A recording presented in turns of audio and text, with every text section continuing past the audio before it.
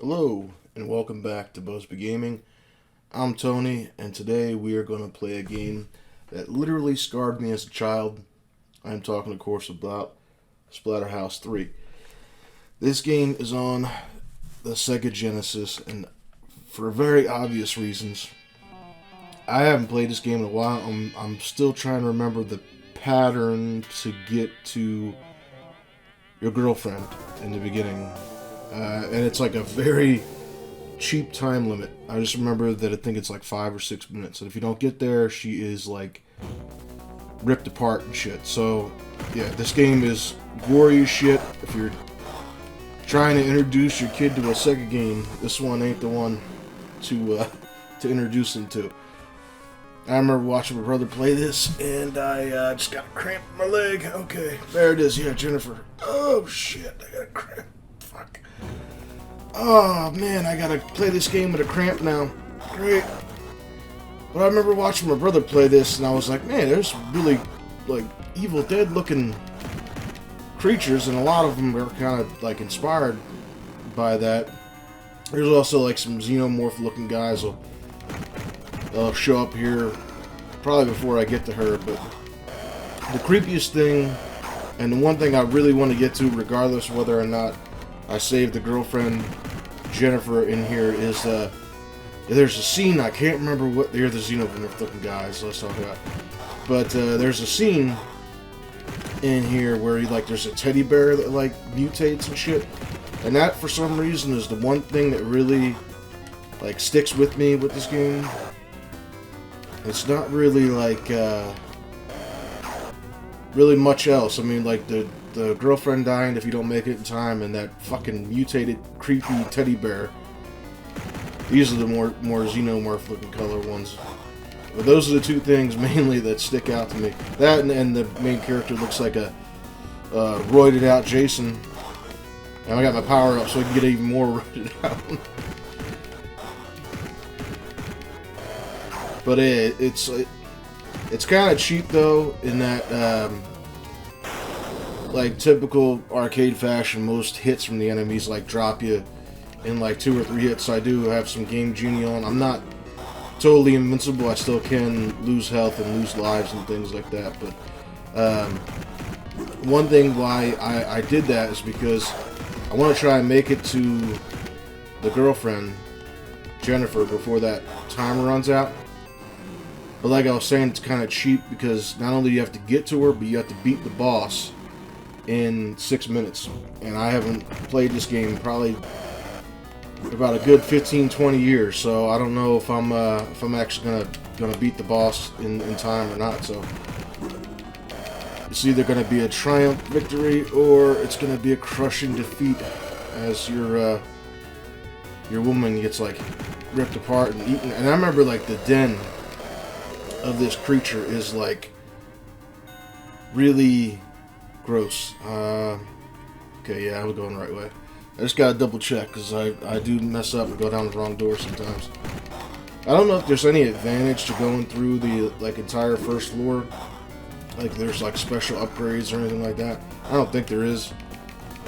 In fact, I think I could be wrong, but I think your girlfriend dying makes the game easier, and if she lives it makes it harder. I think I'm not entirely sure about that. I seem to remember my brother saying something about that, like because you're good enough to get there and beat the first boss within 6 minutes that the game gets harder for you.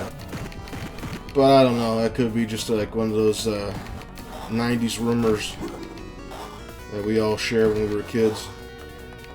I remember the one 90's rumor that I always wanted to be true was in RoboCop vs. Terminator. I'll probably have to get around to playing that too. But there was the code to play as the Terminator. That was one of the things. And the other one was, in the 90's, was Lara Croft turning her naked. I think everybody put that code in. I think it just makes her like explode or something. So, yeah, those them developers were pretty cheeky back in the day, you know, as the UK viewers would say. You cheeky bastard. But yeah, I think they actually made a like an Xbox, like original. I want to say it may have been on the 360, but they made a modern-ish remake to this, and I don't think I ever played it. Like I wanted to. It was one of those games like I really wanted to get to, but I never got around to playing it. But we'll see. We'll see. I got 145 to beat the boss. I think this is the boss, if I remember right, but I could be wrong. It moves closer to Jennifer. Yep, this is the boss level. But just look how gory this shit is. This is like back in like the early 90s, man. And I was like a little kid watching my brother play this shit. And, yeah. He like counter moves everything you do. It's like you try and get close to him and he just jumps out of the fucking way. And I remember the more damage he takes, the worse he gets. And there was like a fucking like a spammy way to kill him, but I can't remember what the hell it is. People are probably just screaming at the screen, "Play this game! Play this game!" And you'll see what I mean. Like every input you make, he moves counter opposite to you. I got a minute left. I don't think I'm gonna make it because I haven't even fucking did damage to him.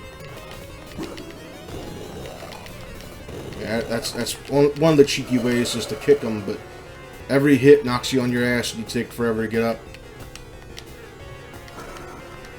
Come on, get back here, you ugly bastard.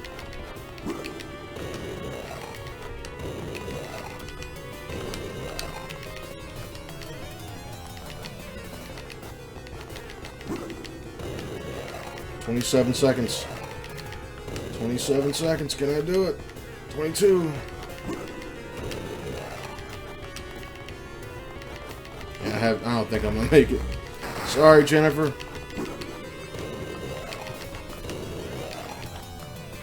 And like yeah, he gets more spastic. More damage he gets. Yep, she's dead. Zero the timeout. My brother could do this. I cannot. I have no fucking idea. I mean, like I've always come close, but I've never in my entire life beat this dude in that time limit because he just gets so fucking spastic. I can't catch up to him. So our dear wife is gonna die. She's already dead, I guess. It's kind of predetermined by this fight, though, which really kind of sucks. Like, if you got to the room before the time, like, expired, you should be able to fucking win, you know? I think that's kind of, like, cheap that they make you fight this fucking spammy boss. Like, he purposely can fucking dodge everything you throw at him. I don't think there's any other creature that can actually, like, hit you mid-air like that and knock you out. Or knock you on your ass. So that's what I'm saying. Even with Game Genie, this game is fucking hard as shit. And our wife is very clearly dead with that horrible time right there.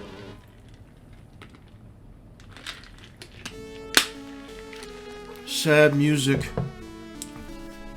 Discount Jason is sad.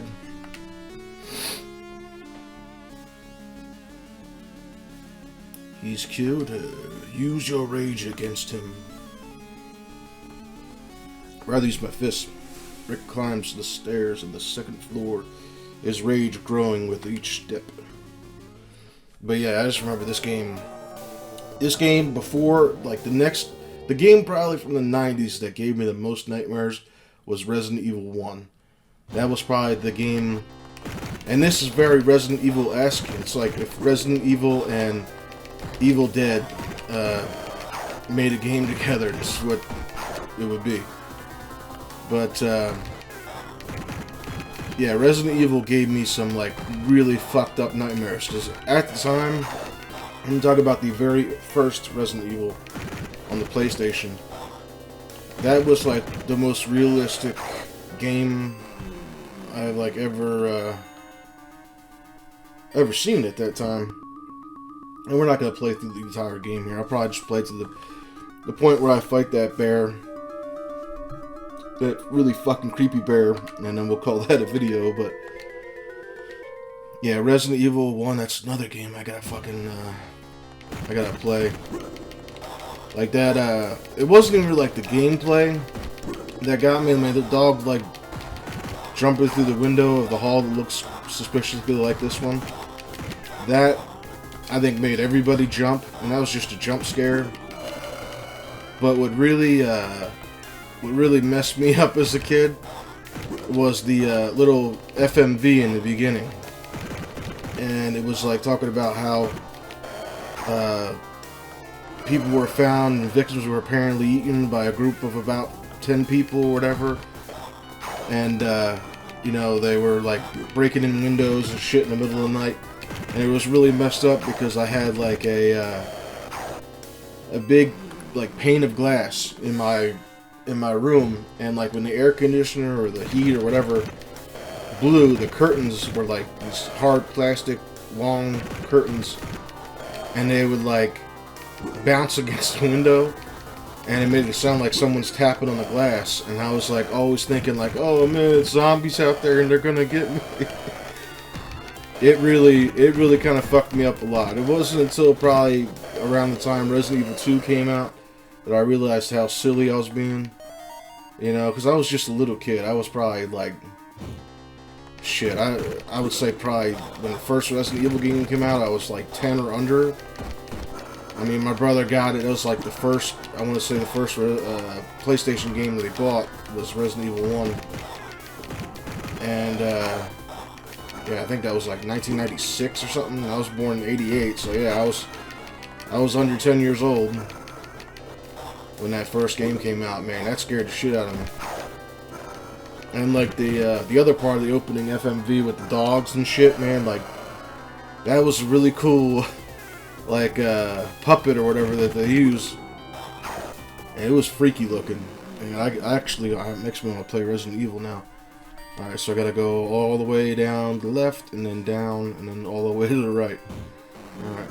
Fucking thing. Do I gotta kill those things? That's why I use Game Genie on these older games and shit, because like everything hurts you. Every single thing hurts you. A hand touching your toesies knocks you on your ass. And it's like, this was like, a lot of people that don't know, and they get kind of mad about older Sega and Super Nintendo games, about how cheap they are. You gotta realize a lot of those games are like ported from arcade games. And arcade games, number one thing is to give you some entertainment, yeah, but their main purpose is to suck your quarters dry. You know, their main thing is to get you to keep sinking quarters into that machine. And a lot of those developers that developed these arcade games went on to develop games for the consoles. So a lot of the same bullshitty tropes that are, I don't know how the hell I can beat these guys. Ass blaster. But yeah, so they went on and they brought some of those, you know, cheapo coin-sucking shit along with it. So you can't really, you know, it's a product this time, I guess is the point. And there's a lot of games that are actually like, that were never in the arcade. I don't know if this is one of them or not, but they're like there's one that's the Terminator game. I want to say that was for Sega as well. And that was, I don't believe, ever in the arcades. There was like the T2 arcade shooting game. That was obviously an arcade game. But there was one where like you actually like ride around in like an isometric view, and you can ride around on a motorcycle and shit. And it was the better of the two. Like I remember the arcade shooter was all well and good. It was fun. I'm going to talk about the one that's not an arcade shooter. And I think they're both called T2 Judgment Day, so there's no real, no way to differentiate. I don't know if I said that word right because I have headphones on. I can't hear myself talk. But that game was never in the arcades, and it doesn't suffer from that cheapo bullshit hit mechanic and the coin-sucking ways. There's quite a few games in the olden times. Way back in the 90's, 80's, the olden days. But still, to this day, I think every time I think of that generation of consoles, I always have to think of Streets of Rage. First and foremost, I think the second one was probably the best one in my opinion. Another one is Super Mario World.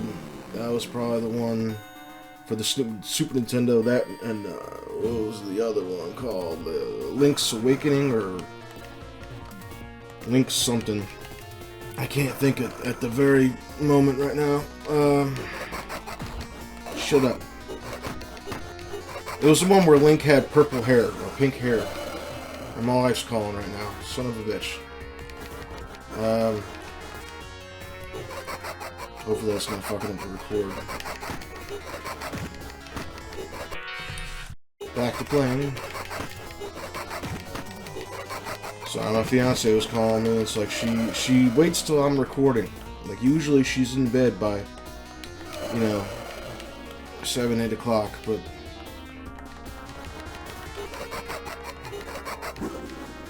and she texts me, "What are you doing?" What do you think I'm doing, honey? I'm making a video here. If I'm not answering my phone, there's only one thing I'm doing. I'm either taking a shit or I'm making a video. And usually, most of the time, I'll answer the phone if I'm taking a shit. So I'm making a video or I'm sleeping. I gotta reply to her, man. Otherwise, she's gonna keep pestering me. These fucking cheapo bosses, man. Yeah, if I didn't have Game Genie, I would have never fucking even probably made it this far. So, if y'all are wondering, like, why don't you play it without cheat codes and yada yada yada, well, because I would get my fucking ass kicked and the game would be no fun. This fucking dick with legs. Oh, where are you, asshole? Come on. I'm gonna fast forward through this till I beat him.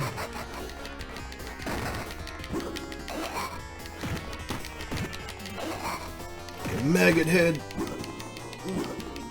Choke his ass. Good. Fucking dead. Explode into maggots, you gross bastard. David escaped from the monsters too, to his room. Oh no, not the kid.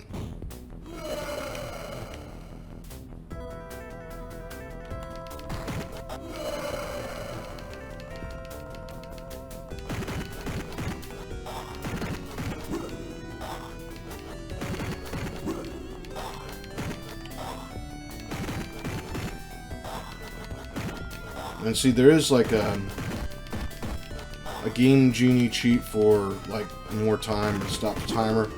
But I really don't want to put that in because, I just feel like that's maybe a little bit too much cheating. Like, yeah, I do want to get all the good endings and shit, and I do severely suck at this game, so I'm never really gonna probably experience them, especially since, the fucking monsters don't know when to die. Fucking die, you ugly bastard. You look like you got a fucking rotten testicle for a face.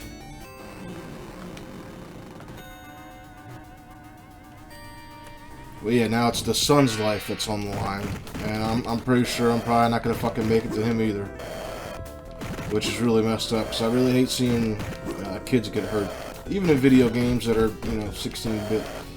Still, it's not my thing.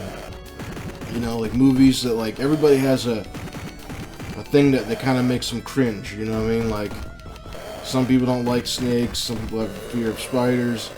I don't like when kids get hurt. It really fucks with me. So that's one of the reasons why I really don't like this game, playing it that much, because I can never fucking save anybody.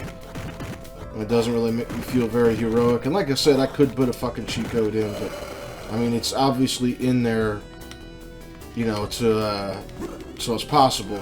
And it just seems like the the further you go along, the more cheap the enemies get. So, yeah, it's like they spawn more, or they do more attacks like that and knock you on your fucking ass in one hit.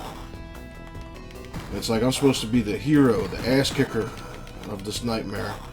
And it's like I get my ass kicked quite a bit. And I guess that's probably why, like, even though I grew up with the NES and Super NES and the Genesis, why that isn't my favorite era of gaming is because, you know, it's just that arcade difficulty was never really fun to me. You know, because it's just, I just don't enjoy getting my ass handed to me. Oh man, I hate that shit. I hate when kids get hurt. Oh, fucking cheapo. Now it's furniture. Furniture is my enemy. The shit that I bought at the Johnson's garage sale is fucking hurting me.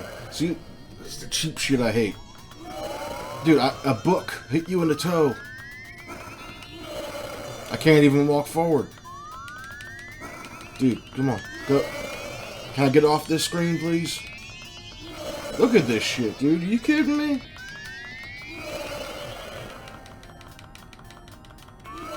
Dude, come on. You know what? Yeah, sorry, little Davey boy's gonna have to die. I get frustrated with these games. I love them. They are a piece of my history, but like right there, that room, I couldn't make it 10 fucking feet without getting hit repeatedly. It's just fucking annoying. And like I said, these games hold a special place in my heart, but they frustrate me. That's why I hate playing the 8-bit and 16-bit era games. I love them, but it's a love-hate relationship. But anyway, that's all I have for you guys in this video. Take care, have a good weekend, stay safe, and we'll see you in the next one. Bye.